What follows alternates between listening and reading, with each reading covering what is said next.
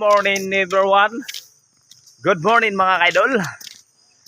So karon mga kaidol, adun na ko'y pangutana sa inyo Support to this video. Og shout out ay ko sa akong mga solid to supported. Og mga din mo ni question din sa barangay Gugsad. Happy ta gid sa mahiwi din happy ta gid sa mauban. Gamay ko lang. Na ko'y pangutana sa inyo mga idol.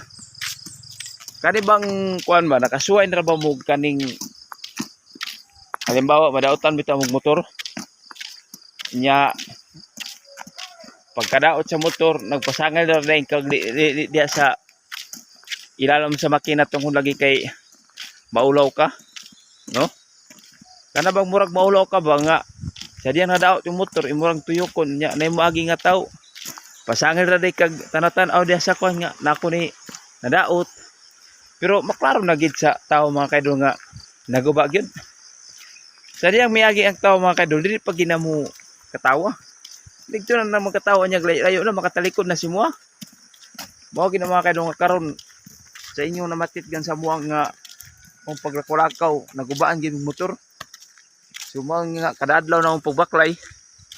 Pero ako taho lagi nato mga kaidol kay mo lagi. Alas 6 pa sa buntag nagbaklay nami kay layo man kay minasayns kalubog man gyud. So maro to mga kaidol, like and share sa itong video. Thank you for watching.